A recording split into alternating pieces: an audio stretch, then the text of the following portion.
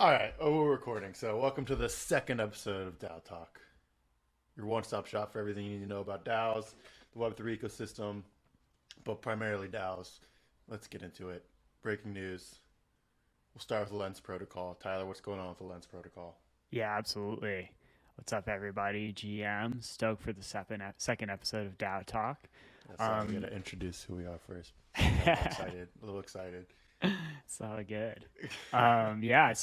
So the Lens Protocol is the Aave team's decentralized social media product. It's been quite a while in making, and they officially launched it this week, um, which is super exciting. I think uh, decentralized social media is obviously like a very early and but potentially very exciting use case of blockchains, crypto, Web3, and the Aave team is one of the best teams in space. But where I think it's particularly interesting for DAOs is they actually decided to build some governance aspects into the protocol that are meant to be, composable and usable for other teams that are building DAOs and governance stuff in the space. Um, basically, you know, uh, every single time, like the way Lens Protocol works on a high level is like everything is an NFT. That's an oversimplification, but it's kind of how it works. But within the NFTs, the like for example, when you follow someone, there's an NFT, and within that, there's governance specific logic that creates like objects for delegation and voting power. So it's pretty sweet. As a side note, they built Lens Protocol on Polygon, and I think Polygon's really taking off as like the primary alt L1 that actually has DAO traction. It's pretty interesting to see this like infrastructure basically or primitive for DAOs and DAO governance that exists now in Polygon. So super stoked to see where Lens Protocol goes. I haven't created my profile yet, which is probably a mistake on my part. I need to get on that and be early. Yeah, I think it's really cool what they're doing. I'm gonna go on the opposite side of this. Like, I've heard or a couple of things like problems with it. One, like if this is the alternative to Twitter or alternative to whatever social like centralized social media we have, like I don't know how easily it will be adopted in terms of like mass adoption, right? Like within the crypto space, like for instance, I would join it, right? People who are already here will join it, but like how easy is it going to be to onboard, your average person who has no idea what crypto is or anything is onto Lens. Also, like I don't even know if that's the purpose of it right now, right? So I could just be critiquing something that's not even an issue or not even the purpose of it. And then also, I saw like a big critique people had was like make why use why create a new username through Lens when you have like ENS, right? Like, what's the purpose of that? You already have a tool that is pretty much the like agreed upon standard for naming within the system, especially if you're going to use Polygon. Yeah, it's a good question. I mean, I think cracking Web3 social media is going to take like many teams and many iterations to get there. Yeah, Um, yeah, I think obviously like some interesting things here theoretically are that um, there's more of like a structured data that gets put on chain around like social interactions. So I think there's some infrastructure there that doesn't exist with ENS and just like transactions on the blockchain. Um, and yeah, relative to like you know Web2 social media, like it's all going on a public data source, which is sort of the opposite of what happens in Web2 social media. But that's all like theoretical. Like why would the users actually get on there? We might need to get into some like token incentives for that to happen, which I think the Aave team is smart not to lead with that. Honestly, I think it would just get overrun quickly. But like I think over the medium term, like very thoughtful token incentives are probably like the answer to how do you help people cross the chasm, but we'll see. yeah. I mean, a lot of it, I feel like a lot of what we talk about on this podcast is like education within the space, right? Like the more people that are educated and the more people that understand what's happening, um, more growth will come, right? Like that's our job at Tally is like, hey, we have a kick-ass product, but and everyone who uses it loves it, right? But the problem is getting eyes on the product, and that's big because like at a certain point, like right, if everything remains the same in terms of like adoption as it is right now, like it just stopped today, we're gonna run out of users or run out of consumers pretty quickly. So a lot needs to be focused on, or a lot of resources need to be focused on, like, hey, how do we onboard the next, as Bankless says, like the next billion users of Web3, right? I think that's arguably the more important thing. I mean, they're both important, but like we can't be so obsessed with, oh, making this cool product and cool protocol because we're all like tech nerds, right?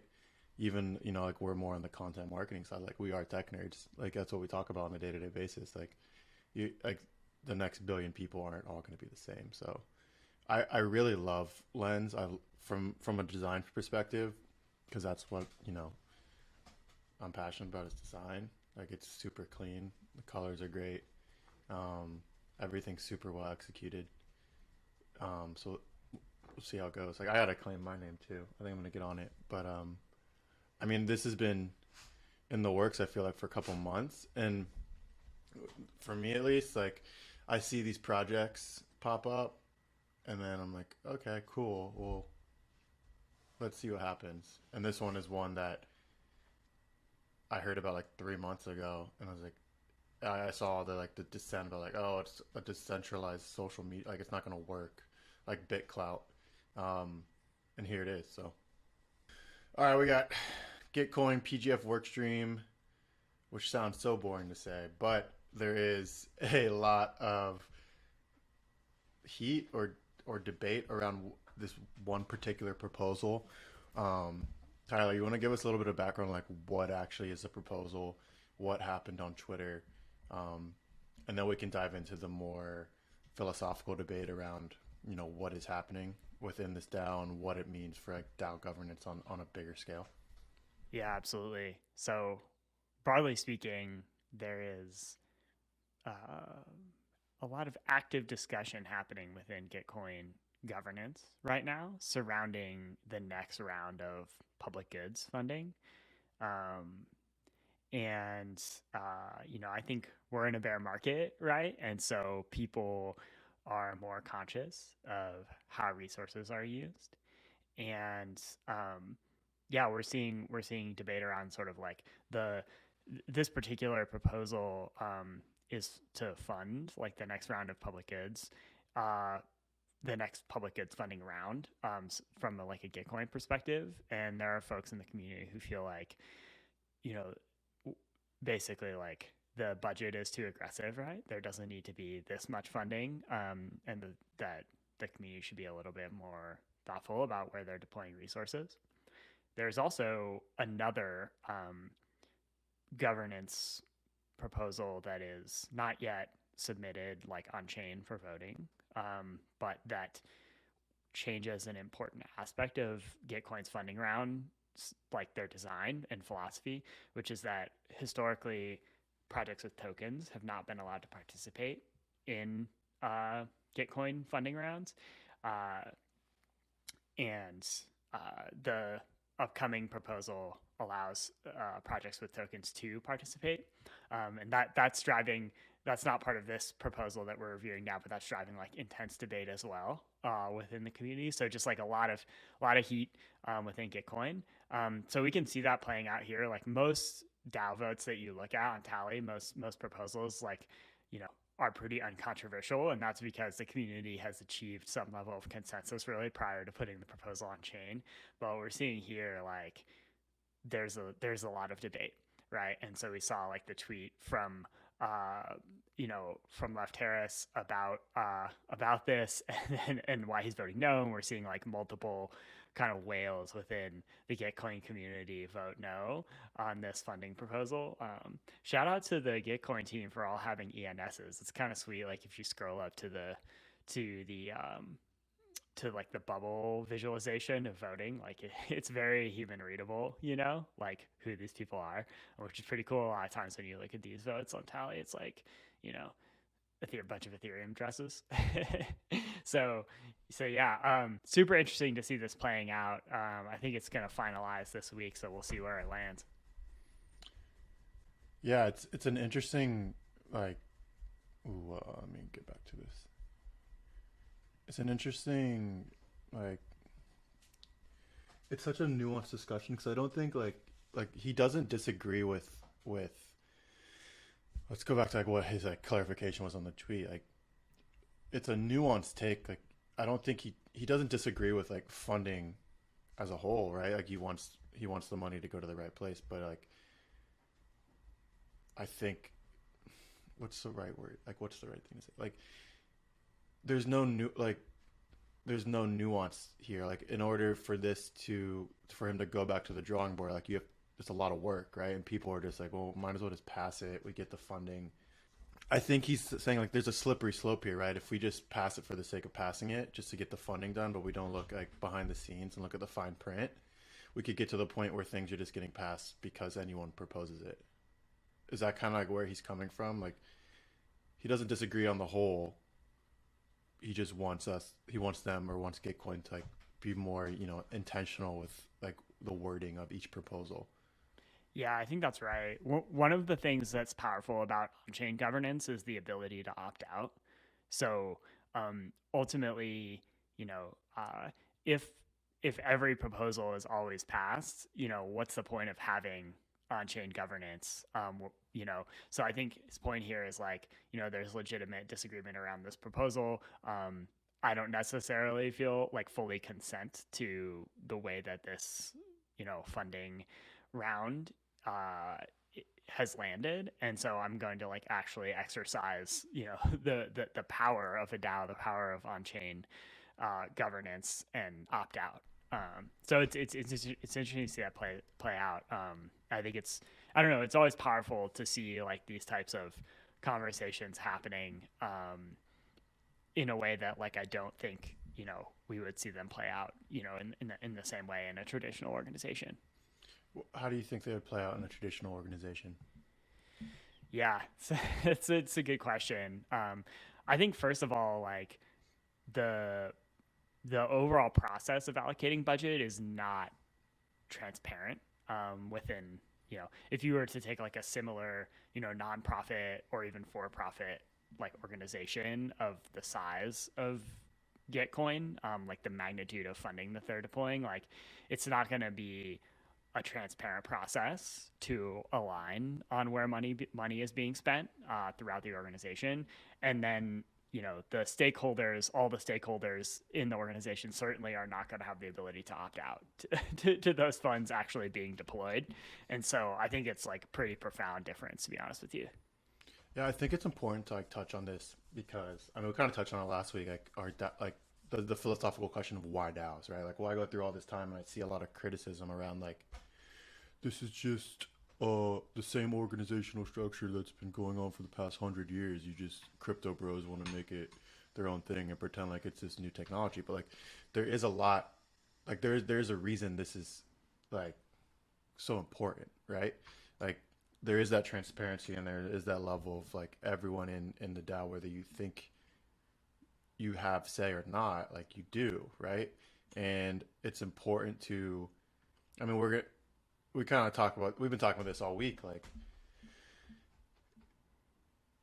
how I've lost my train of thought. Do you know what I'm talking about? Like Yeah, how do we protect the little guy and like the ideals behind DAOs, right? Like we have like as they grow and as they become more like prominent within crypto, right? As a way to function as a business, as an organization, how do we not let it devolve into the same organizational structure and yeah. the same pitfalls and the same like the same things that went wrong and the reason we formed this in the first place? Like I think that how do you I protect think that's against that? exactly right. It's like there's a risk that these DAOs kind of devolve over time into basically being fully captured by insiders. So there's some you know, minority or even majority group within the DAO that has a certain view on how it should be run and the way funds should be allocated. And sort of over time, they just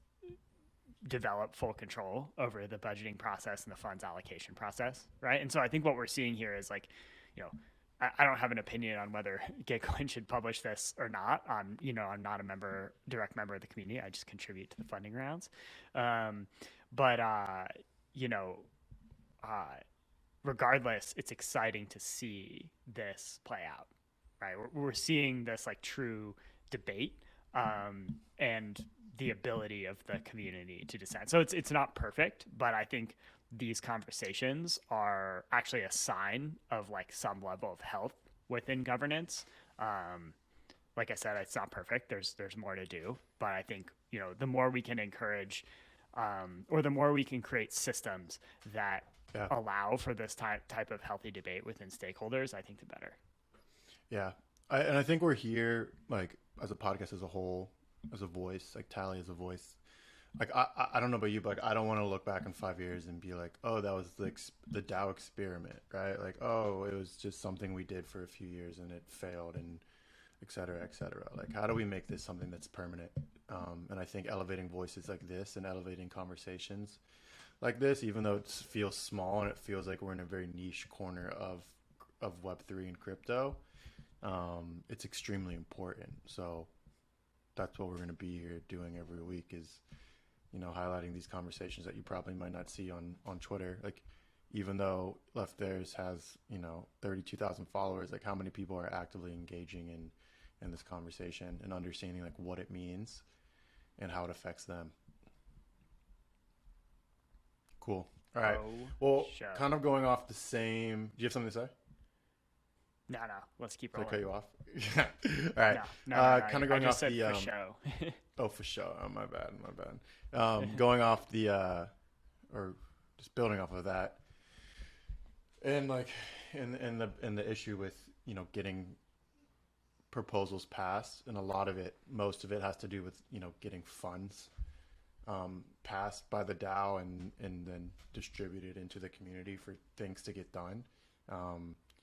Nouns has implemented a new system. You want to give us a little background on what it is and what it is aiming to solve, and if it is actually solving, or if we just need to wait and see?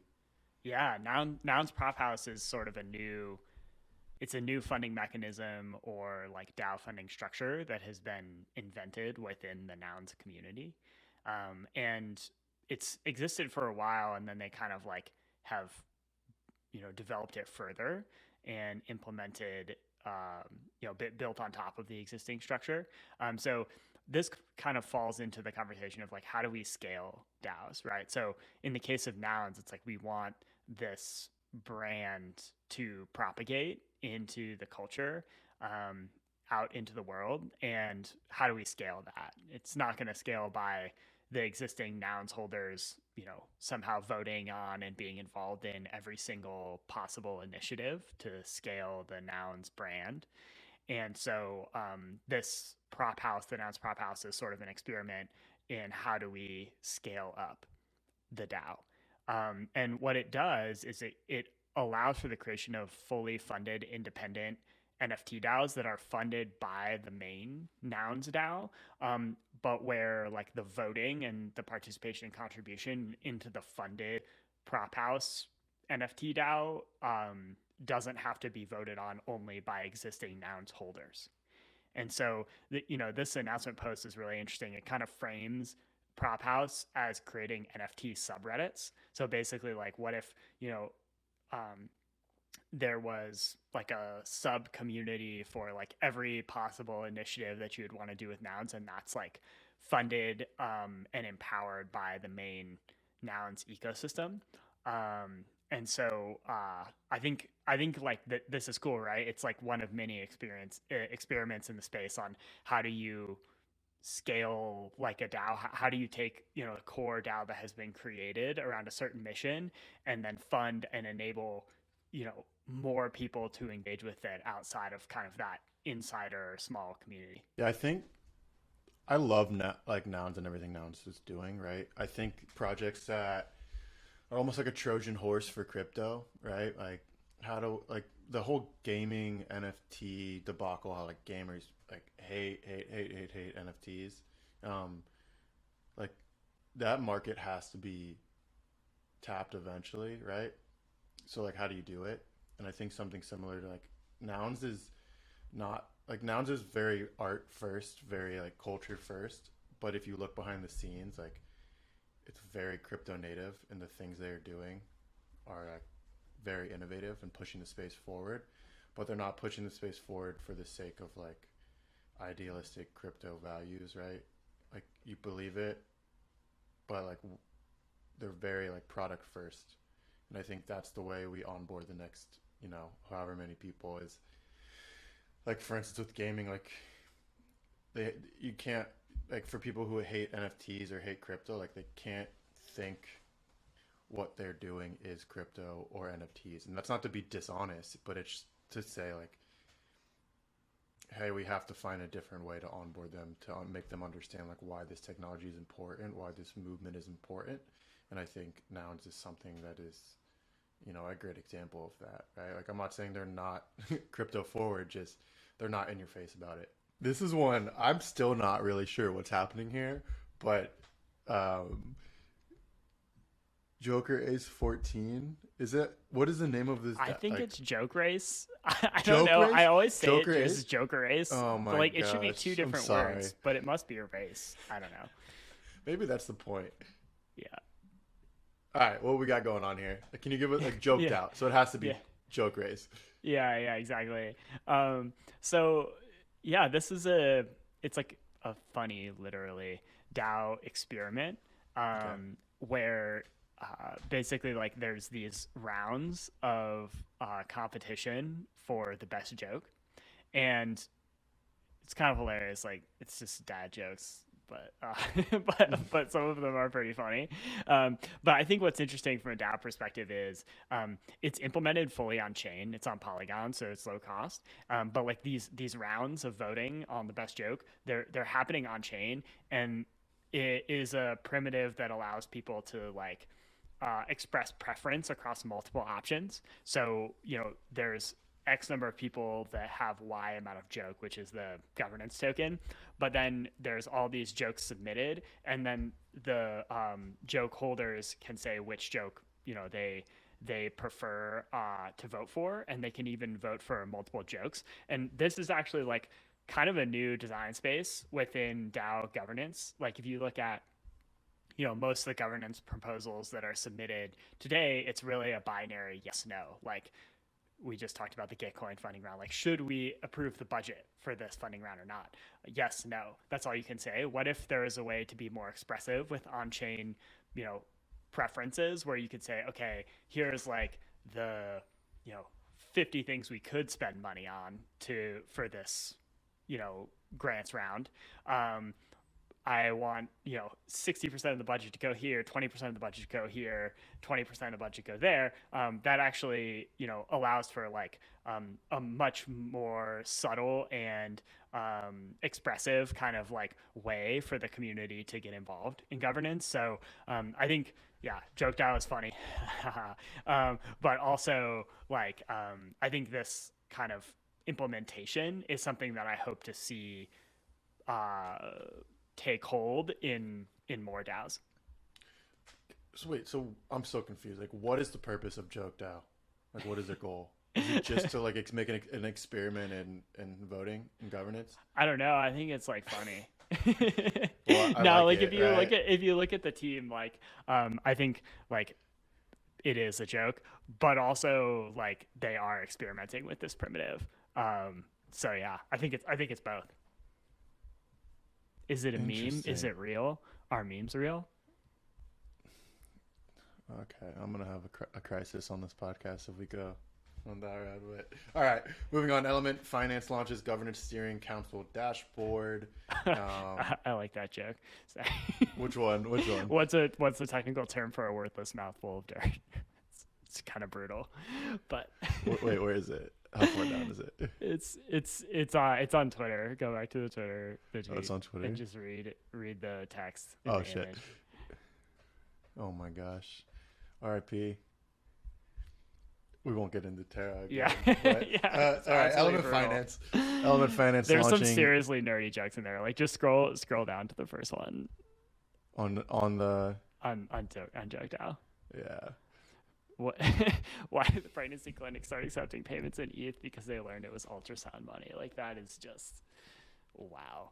This one's doesn't even have a punchline. You're not a huge I don't know if you're a huge NHL fan, but I am. But this is the worst team in the NHL, so that's fucking hilarious.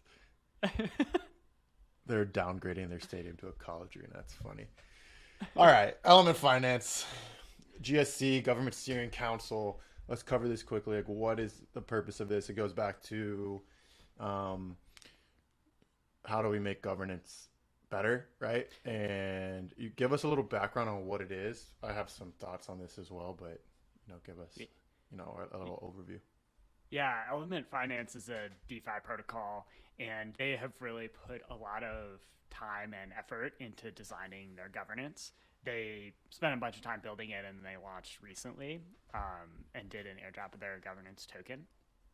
And one of the things that they have built is this idea of a governance steering council. And it's basically a subset of people who hold the governance tokens, who the community has delegated a lot of authority to. So basically, anyone who holds an Element Finance governance token can delegate that token. And the people who have sort of the most tokens delegated to them and are therefore, have the most trust in the community, participate in this steering council. And it's basically a subset of token holders who have special on-chain governance privileges. Basically allows them to get stuff done faster and provide some checks and balances in the overall power and governance structure. So it's a little bit different. Like if you look at ENS, right, all the tokens are delegated, and then you have other DAOs where there's not as much delegation that's happened. So this is kind of like I don't know, it's like a middle ground or like an interesting new use of delegated governance, and it'll be interesting to see how it plays out. It doesn't solve the problem though of a few concentrated users having all voting power, right? And the more I talk about it, I think it's impossible to fix that problem, right? I mean, democracy has had the same problem for the past like voter turnout, right? No one feels like they have a say, right? So they even if you are delegating and you trust that person, right? Like at the core, like it's not your decision though, right? I mean, you can take your votes away from that person, but they're still one of the primary delegates, right? Like, is this an issue that can ever be solved? I don't know. Yeah, it's a good question. I think trying to have, communities, have more of a say in the governance or in more effective way to sort of communicate and enforce their preferences into the governance of any kind of organization that they're participating in is never a problem that can be fully solved. It's more just how can we create systems that are more optimal than the ones that exist today.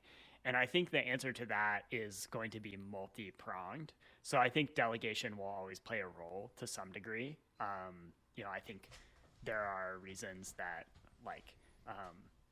we if you look at the United States, right, not a perfect system either, but the delegation plays a huge role. That's effectively, what the Senate and the Congress or the House of Representatives and the Congress is we're delegating kind of our voting power to those people to make decisions on behalf of the country. And I think again, not a perfect system at all, but there is a reason that system exists. Ultimately, there are cases where some decisions, it's just not realistic for the entire community to have enough information or just care enough, to really participate. So I think delegation will play a role. Is this the be all end all of DAO governance? Absolutely not. I think you want to have, so we just talked about joke DAO and the way that people are just voting on jokes. If you think about a DAO as an at scale organization, where there's a lot of different people doing a lot of different things to achieve a given mission, you might have different types of governance structures in different parts of the DAO. So maybe to make important protocol parameter change, like in a DeFi protocol like Element Finance, you need sort of like the full consent of like every member of the DAO. Then maybe for more specialized changes, you have a delegated group voting on it. And then maybe like within given working groups, you're trying to decide like what marketing campaign should we do. You use something like in the joke race where it's like, there's like different options and there's this like lighter weight, less expensive way for people to express preferences on different strategic options. So I think it's going to end up looking like sort of this mix of different governance structures that are trying to maximize sort of the extent to which people can have influence on what they care about within the organization. Yeah. I mean, I just when I think about DAO governance and all the issues and everything that's happening, it's just like everything's very cloudy to me.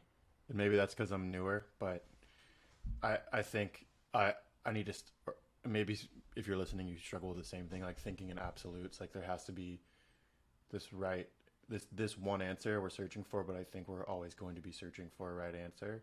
And I think that is the answer, right? It's just like a constant pursuit of making this system better. And if we can adhere to that, then I think we'll be successful no matter what. And that's why I like seeing stuff like this, right? Like, is it the be all end all? Absolutely not. But I like that there are new approaches being tried that we can all learn from.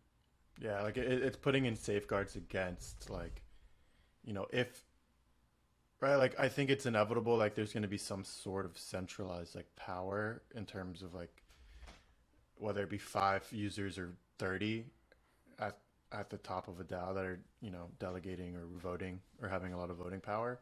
But like, how do you put in safeguards to like not eliminate, but like remove bad actors from there, like eliminate hostile takeovers, like in traditional corporations or businesses? Like, I think this is something that is a step in the right direction, and is really important, right? I think a lot of these things we won't see how important they are until 6-7 months down the line, or maybe years, but it's very encouraging. So, okay, PrimeDAO.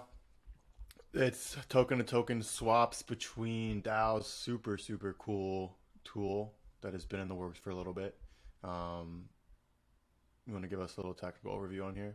Deals.prime.xyz. So the way I think about this is, if you look at DAOs today, there are many workflows that DAOs do regularly.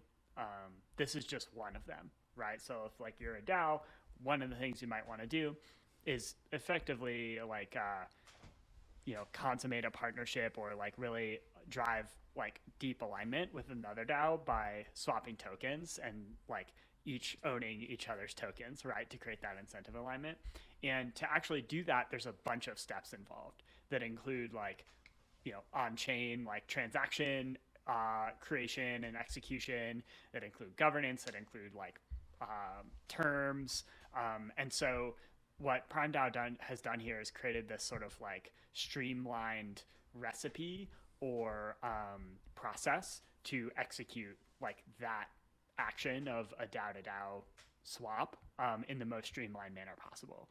And so I think one of the things that we'll see within the DAO tooling ecosystem is or just the DAO ecosystem in general, is people building these like streamlined workflows for repeatable actions that DAOs do, so that if you're a DAO, no matter what you need to do, you don't have to like come up with the process and the tools to do it from scratch every time. You can just like grab something off the shelf and execute it. So like that's one of the things we're doing at Tally, right? So like we have this transaction recipe. It's super basic, but it's like the thing that most DAO proposals do is like send tokens from an address to another address to fund something, and from account to another account to fund something. And so we've created this like very easy to use tool to do that, that kind of creates the best experience possible for that type of DAO action. So this is a really cool example of that.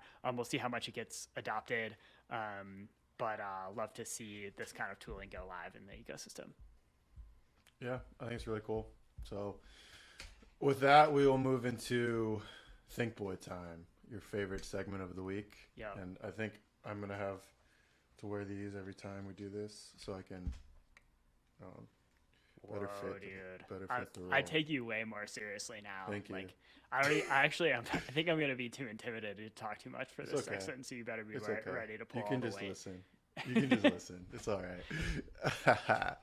All right. First thing, soulbound tokens, which I know you have a spicy take Yeah, because everybody in the DAO ecosystem thinks that the name's terrible, but maybe I'm just a nerd. I think it's dope. You know, why do you it's think it's why do you think people hate it and why do you think it is dope? Give us both sides, please, Tyler. I don't know. I think there's like one of the things that I observe in the crypto space is like everybody thinks that like their community is what crypto is, right? It's like, oh, like, you kind of have this like nerdy like crypto Twitter like degen crowd, and they're like, this is crypto is our thing, and then you have like, you know, maybe this like DAO space where they have like certain set of values and people think it's their thing.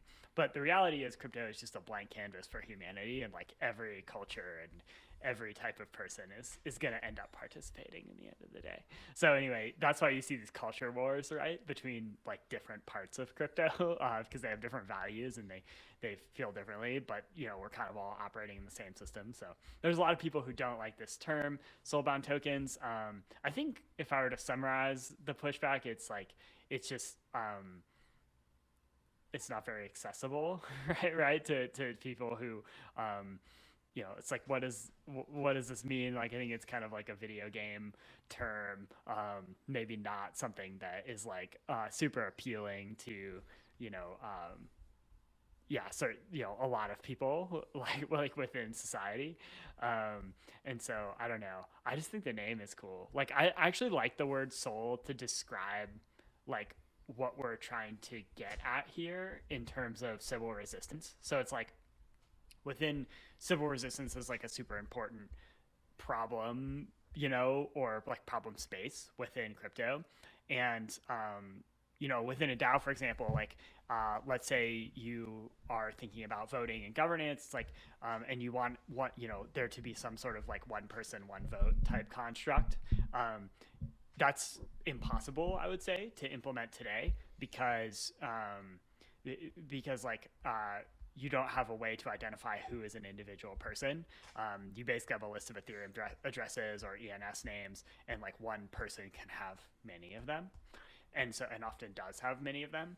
And so it's like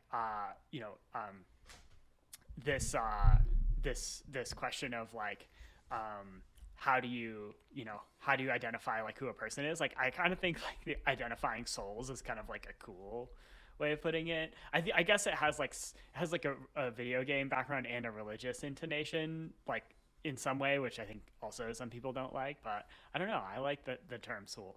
I think it's a good way to describe like what makes someone human in the world of like AI and you know yeah, blockchain civil attacks and stuff. It's like we need to know who the souls are, so they can participate in our system. So yeah, so it's super exciting to see this. Like they're really going hard. Vitalik and Pooja, who I think works at Flashbots, and then Glenn Weil are really going hard on this. Like I think there are a lot of people within the Ethereum community who really want to see non-financial or less financial use cases of blockchains flourish, and the ability to sort of like identify unique people is like and sort of like use that as a primitive in your protocol is like a super important foundational piece there. And so I think they're really pushing hard on this to see if we can make progress. So excited to see this going forward, and we'll see where the naming ends up. Vitalik's a pretty powerful shelling point, so I'm not sure some of my friends in the DAO community are going to have a lot of success renaming this, but we'll see. It's we're past it. It's you either like it or you don't, and we don't care. It's probably staying that way. But I think the most Thinkboi thing you've ever said was crypto is a blank humanity. Or God, I fucking messed it up. It's a blank canvas for humanity. That was so deep, Tyler. That was so deep. I love it. I need to put my glasses on as well. I mean, yes. All right.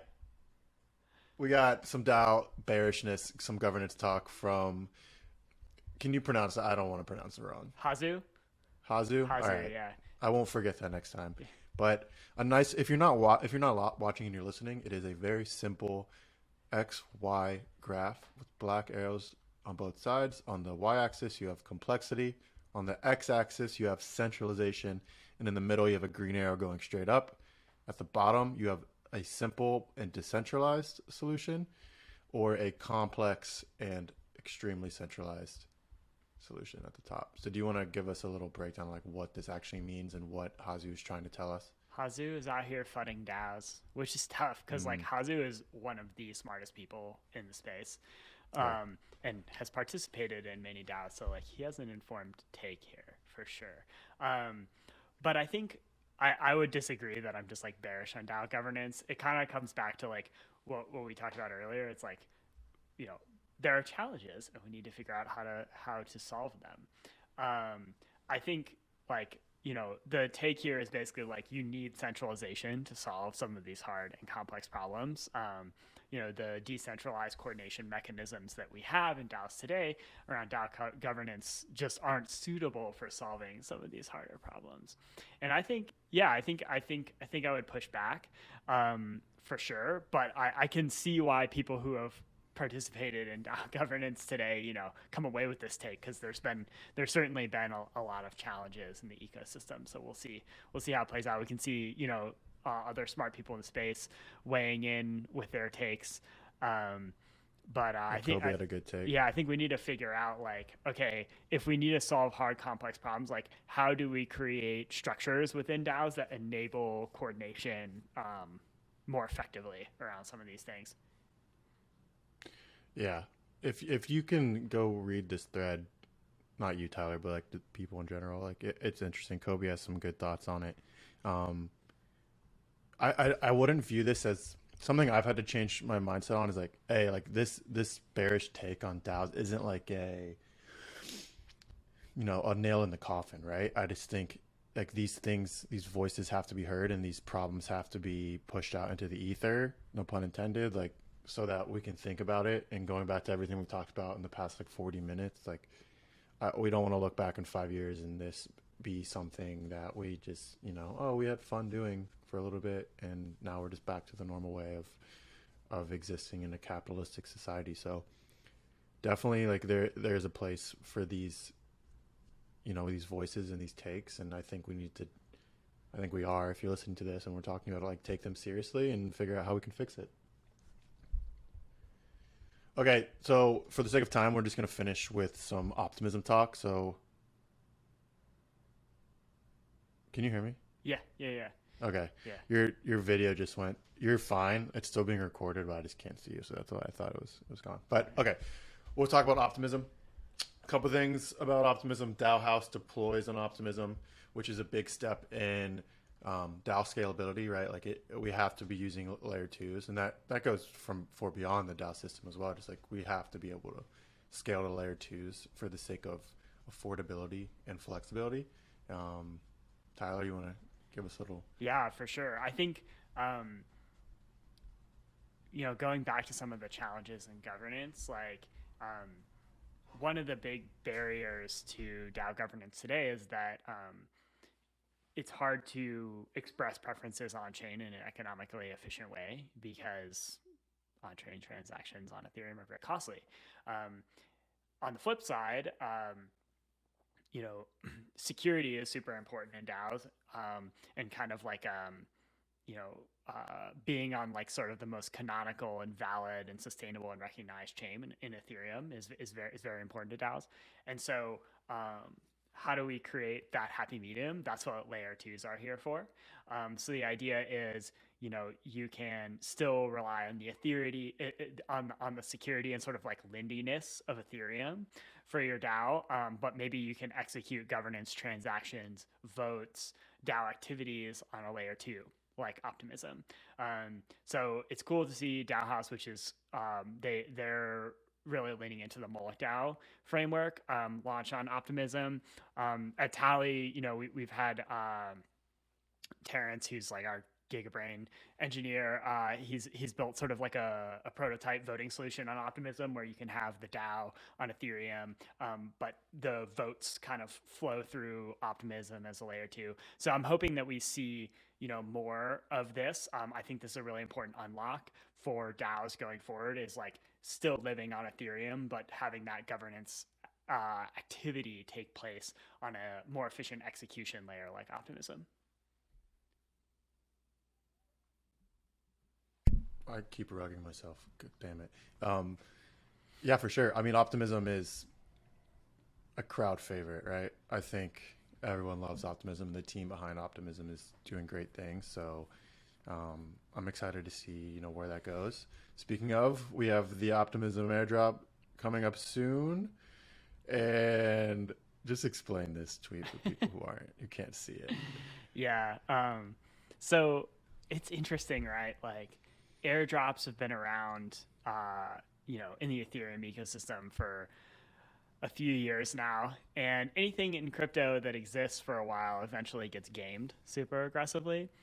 And so people have known that the layer twos like Optimism and Arbitrum, Starkware, they're going to do airdrops and have some kind of like community governance for a while.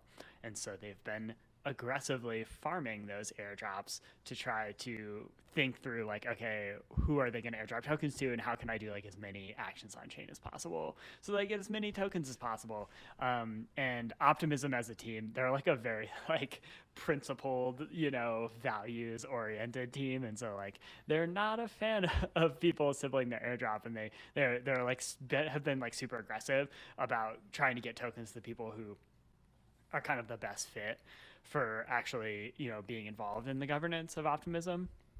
We'll see how it plays out. They put a lot of effort into this, and like there's a natural trade-off where like at some point when how do you define what a Sybil attacker is versus someone who's just using Optimism? I don't know how they're doing that, but they're really putting a lot of time into it. So hopefully it works out for them in terms of who ends up getting to participate in governance. Yeah, they've been pretty transparent about how they did it. There is an entire Google Doc with removed users or removed accounts. Oh wow, that's good. Like, yeah, I mean, this is the standard for like Optimism. Is just fucking awesome, man. I love Optimism. I love the team. I wish them great success from a Thinkboi perspective. I love talking about them. If you're watching this, anybody from the Optimism team, like, keep doing cool shit and we'll keep talking about it. Or not, we'll still talk about it. But on that note, let's finish with the meme of the week. And our meme of the week this week comes from someone you all know very, very well, and that is Tyler himself. So yeah, for sure. So, it's bear market times. Everybody's going back to McDonald's, but I have a message for all of you crypto degens that are down bad. You don't have to work at McDonald's, or maybe you want to participate in the culture, but it could be like you could do it on the weekends. It could be like a part-time job. You just be on the fryer. Maybe during the week you could work for Tally. It has its advantages over working at McDonald's. We could talk about it. Yeah, it's a great environment to be hiring people for sure. Everybody's like, wait, I need a job. Crap, I can't just degen all day. Or possibly, I got laid off from Robinhood, who's also down bad. And so, yeah, we're hiring right now for a backend engineer and a customer success lead, and inbound interest is at all-time highs. So, let us know. Yeah, I remember, I forget when I saw a tweet, but it was like, how to survive a bear market, a thread. And then the only reply was, get a job.